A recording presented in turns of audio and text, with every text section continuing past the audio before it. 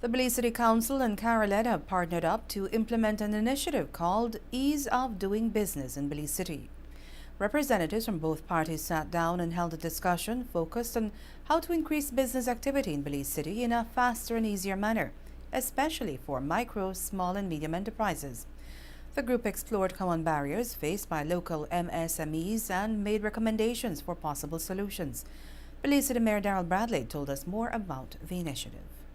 Some of the recommendations will include things that I have outlined, that we will have benchmarks in relation to when you get city services, that a trade license will take you only so many days to get, and we will calculate that with our administrative people so that from the minute you submit your application for a trade license, the time starts to run on the municipality to ensure that you get a printed certificate and you are given that certificate within a period, say 4 days.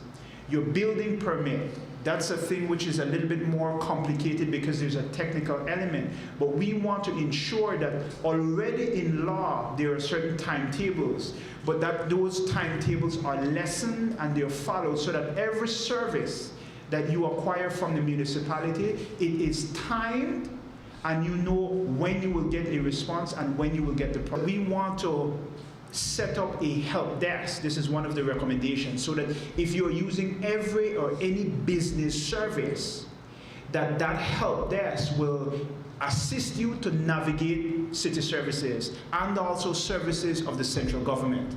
I will give you an example. If you want to open a business in Belize, you will have to consult at least 5 regulatory agencies, including the municipality for a trade license. If you have staff, you will consult the Social Security Board. If you are paying business tax, you have to go to the business tax department. If you're dealing with sales tax, you have to deal with the sales tax department. And then on top of all of those layerings, if you're doing a particular type of business, there may be additional regulatory requirements. For example, if you're doing a hotel, you have to go to BTB to get your hotel license. If you're doing a bank, you have to go to the central bank. So that kind of layering of regulation is oftentimes very overwhelming, particularly for a small business. And what this help desk will do is that this help desk will be a one-stop area where a person can get information, forms, and assistance in terms of navigating the various regulatory framework. The idea is that we want to simplify the ways of doing business in Belize City in very practical ways, and also we want to ensure that we accord with all legal requirements. As part of the initiative, a local economic development unit has been created since March and is being led by a local economic development officer.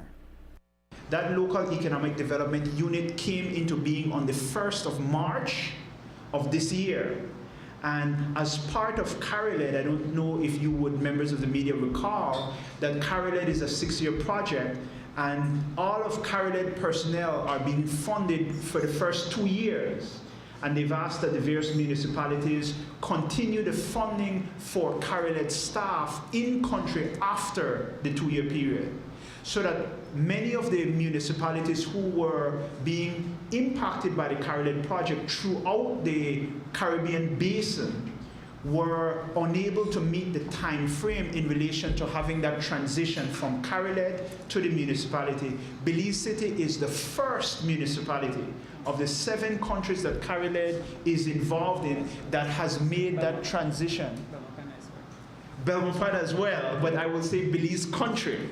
I will say Belize country is the first country who has made that transition, so that Belmopan has fully appropriated their leader, their local economic development officer, and that person is being paid for by the municipality. Belize City has appropriated our leader so that that person now is fully integrated in our staff, and we have created a local economic development unit. The idea with the unit is that we want that unit to be a leader in the creation of policies and practices that promote local economic development and promote ease of doing business. It is the hope of Caroled that the initiative will be successfully rolled out to the other municipalities. The initiative already exists in Belmopan. Belize City Mayor Bradley will be endorsed as the Caribbean Shores standard bearer for the UDP this weekend, and we will tell you how he feels about it later on in the newscast. But one of the facts that Bradley depends on in his campaigning strategy is that he and his city council are responsible for the cementing of over 100 streets in Belize City.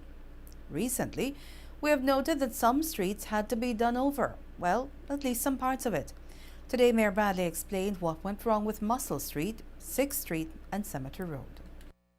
We've had a problem, both the streets you mentioned, Muscle Street and 6th Street. There are difficulties. We have a sizable retention for that contractor in relation to both of those streets. That the same contractor, it's only one contractor that we've had difficulty with. And it's the same contractor who we are working from his retention to repair those streets. So that we've had ongoing discussions. Some of the work has already gone on. Works will continue. That same contractor works as a subcontractor for Cisco.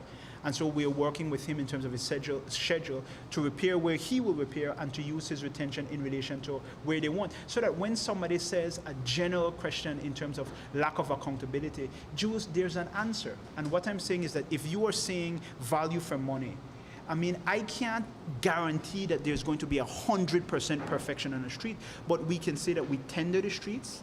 We can say that the people who do the building, Cisco Construction are well-recognized contractors. RJB is a well-recognized contractor. Medina's did some of our some of our works. We work with a guy, Cardona. We work with a guy, Martin Reyes. We've worked with several contractors. These things are tendered out. We've worked with IE. These are reputable people who build streets for the central government, for private contractors, so that I know nobody, they get no contract, so that when you say something like that, like a blanket statement, you have to point to something specific, and I guarantee you and assure you that we have run this place in a way that accords with accountability and transparency. If you ask me a question, I can answer it. If you ask me a question about Muscle Street and 6th Street, I can tell you that we've had problems with one contractor. The same contractor did Cemetery Road. We have a sizable retention for him. We've repaired parts of it already, and it's an ongoing process. I won't stand here and tell you that all 140 streets are perfect streets, because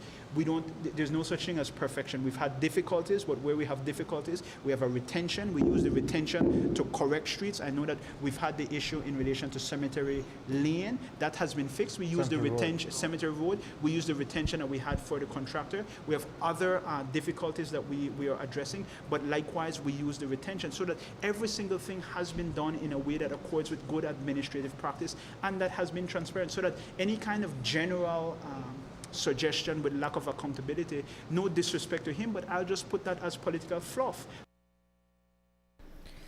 Bradley says that more than 140 streets have been cemented so far.